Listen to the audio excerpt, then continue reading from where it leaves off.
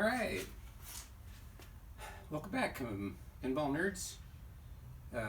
Spent a little time and got the laboratory back in some shape, so I have enough room to pull the pinball machine out and take a good look around it and show you where I'm at with the progress and talk about some things we need to do for it. So let me pull the pinball machine out into the middle. To do that, I got my handy dandy little lift table. Pinball machines can be like anywhere from 400 pounds to 600 pounds. The new ones just have so much material in it. So let's see here. Get this right about in the middle. All right.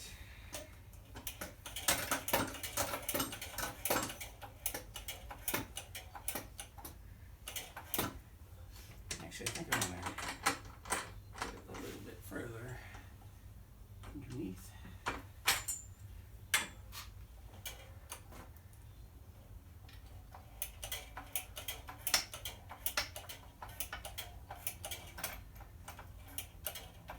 This is a lift table from Harbor Freight. I think it's to hold like motorcycles and engines and stuff up off the floor. Okay. Now that's kind of tilted a bit. Have to help me get it out of the way. Hit some box or something over there.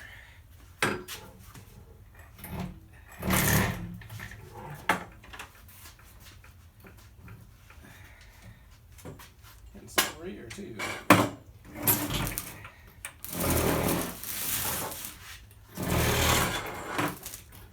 Hit the bag of walnut shells if you can do that.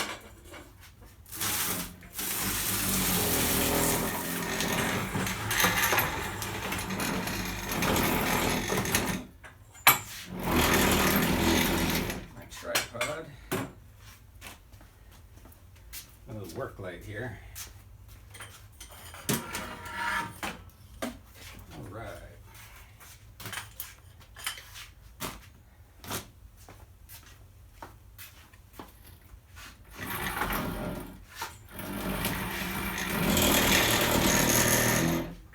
Okay. All right, so I'm going to grab you and we'll take a close look around on the pinball machine. All right, so like I said, this is a electromechanical pinball machine. A Bally Nippet.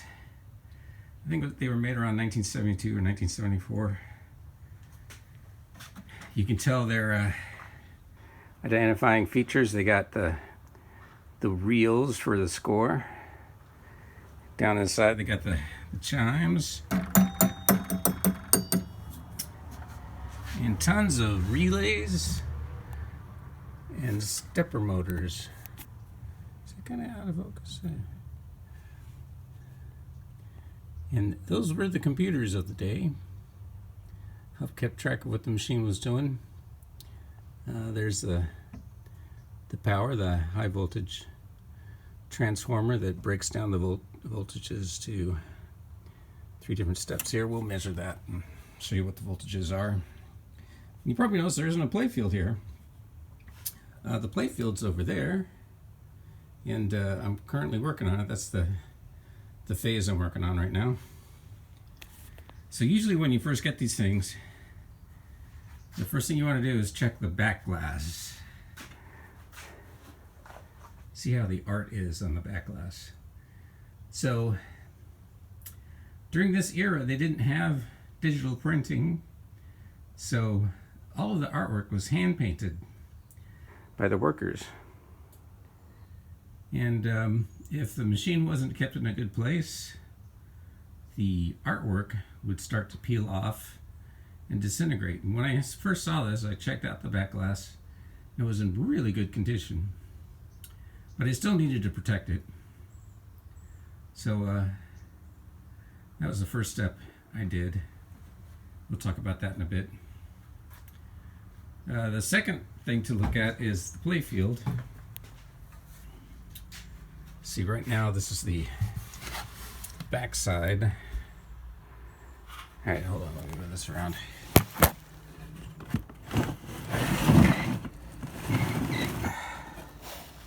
And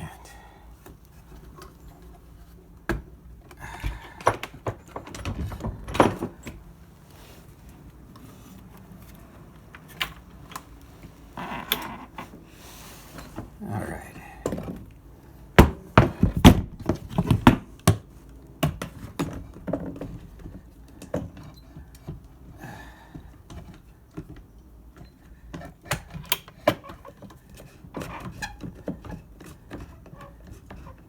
All right.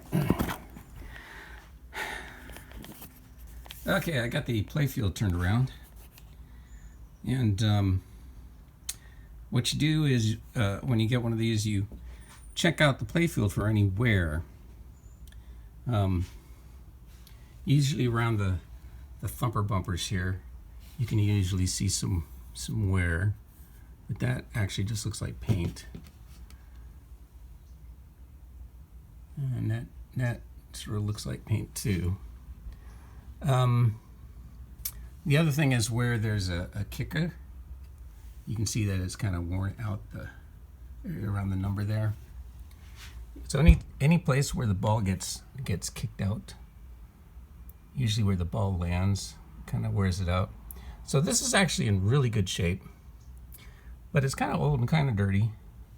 So I wanted to clean it up. And I also wanted to clear coat it to protect it.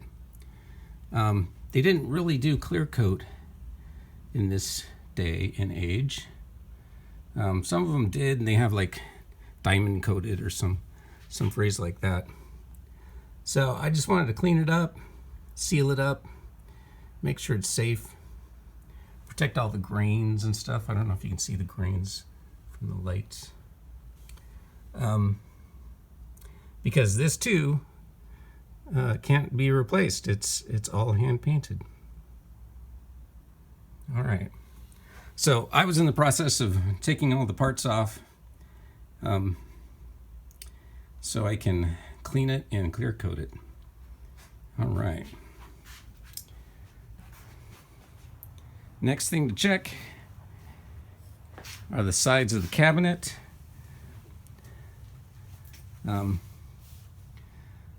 Again, it's hand painted, really wasn't sealed. So you can see things like there might be some wear, like right down here, right? Classic place where the knees get hit it all the time. That right there is where that was just some wax. I didn't rub off very well.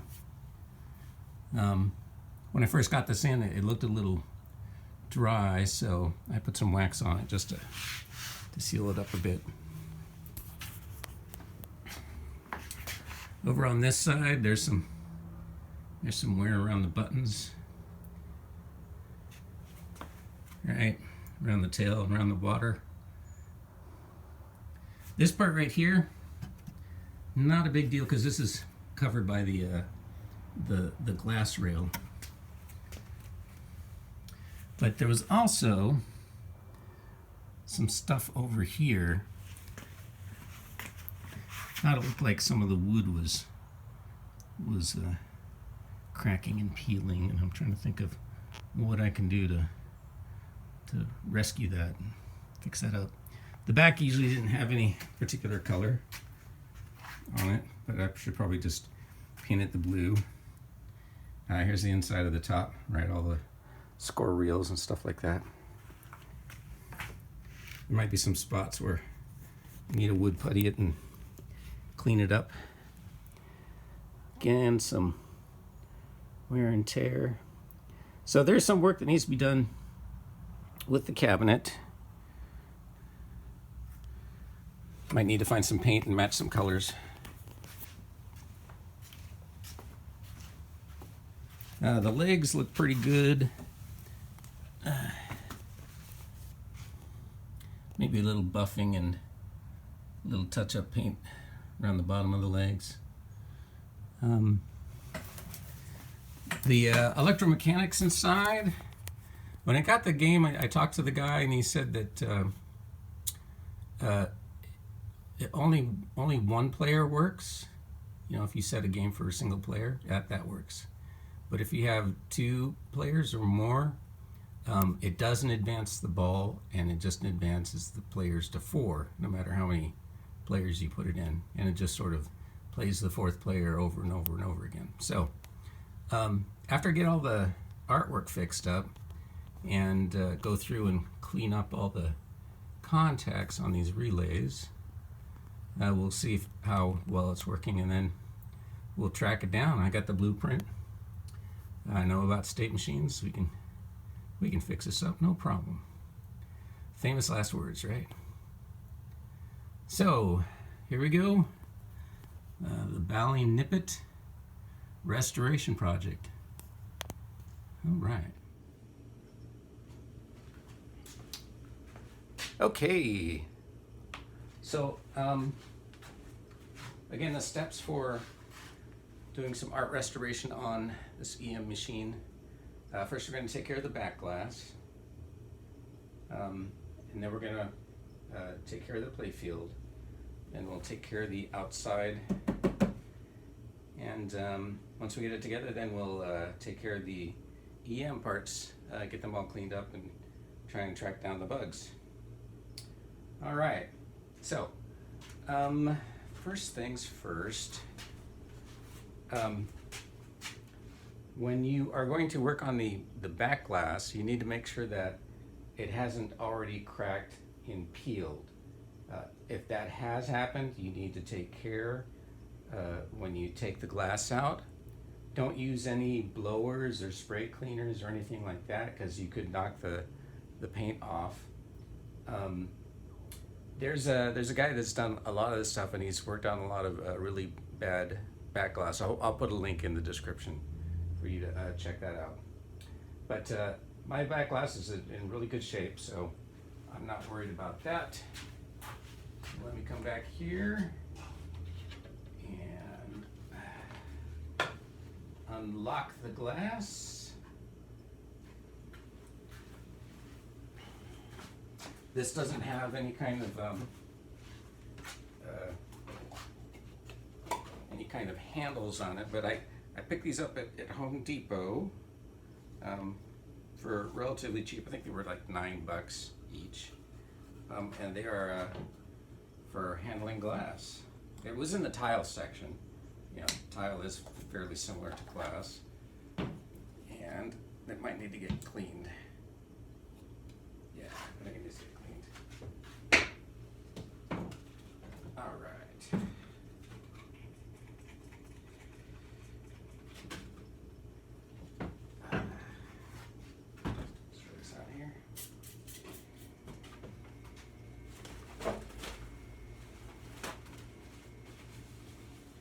Nice, clean, slightly moist surface to ground the glass.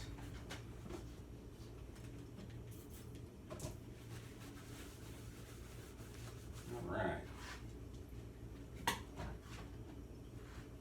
So here we go.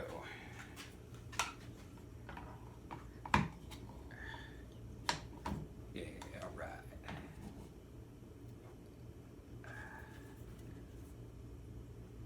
That's got a really good bite. Okay, so lift it up, slide it out very carefully. We're going to take it to our table here and set it down so we can work on it.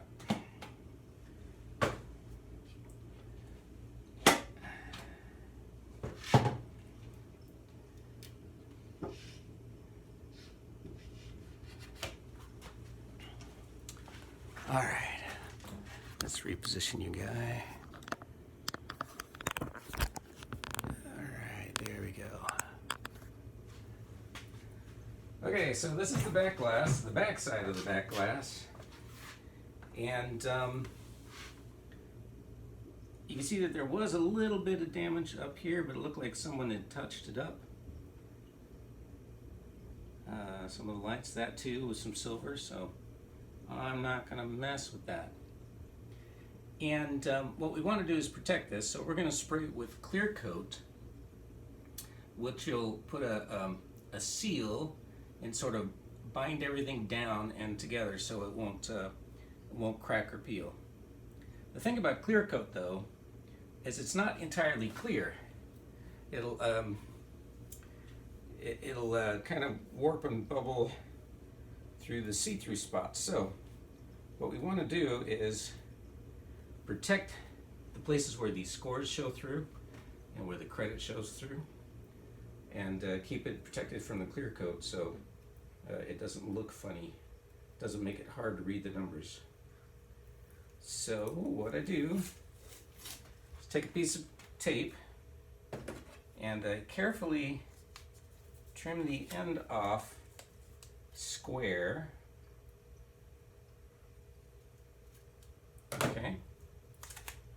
And I start on this side, right there. And I go a little past.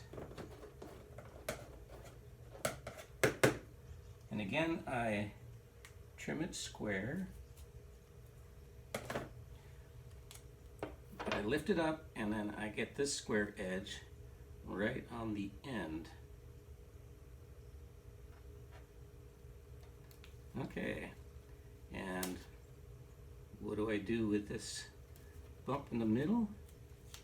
Well, I bring both sides together, and then the bump in the middle goes like that. We fold it flat. It gives me a little handle to help peel it off at the end. Okay? Same with the credit score in the middle. I'll just put this on like that. Now, I've already done this, okay? So this is a reenactment. What you would do is you want to keep out of a windy place. You want to keep out of a dusty place. But you might want to have the ability to air it out if necessary, because the fumes will get to you. So what you do is you take the clear coat, you just do a nice light film across the top, getting all the pieces. Then you let it sit and dry for about 20 to 40 minutes. Come back, do it again. I did about 3 coats. I used a matte clear coat. I didn't use gloss, because if you use gloss, the lights from the back will reflect too much. It'll cut down on how much light passes through, because the gloss has a high reflectivity, which could cause some problems. Okay, so 3 coats or more, depends on how aggressive you want to be in your protection. And then carefully peel this off. All right. Carefully peel this off.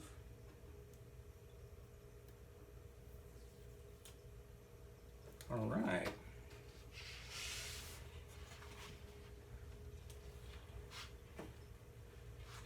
All right, and there's our wonderful handiwork. All right. So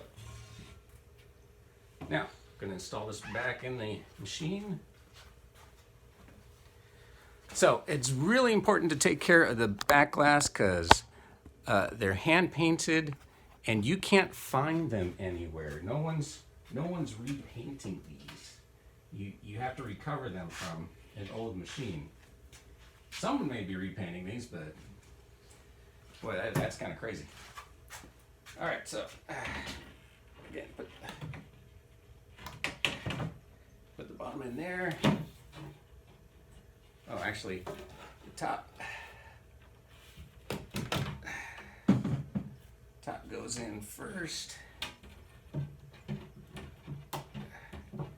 Come on, top.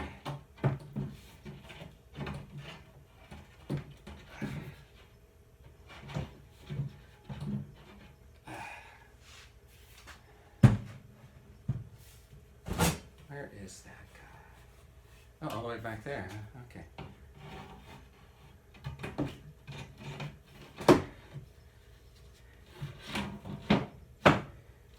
Okay, so that is in. And let me lock it back in place. All right. And there we go. One clean, sealed, and protected back glass. Whew. All right. Next video, we'll go over the play field. That's going to be the fun one. All right. Thanks for hanging out with me. We'll see you guys later.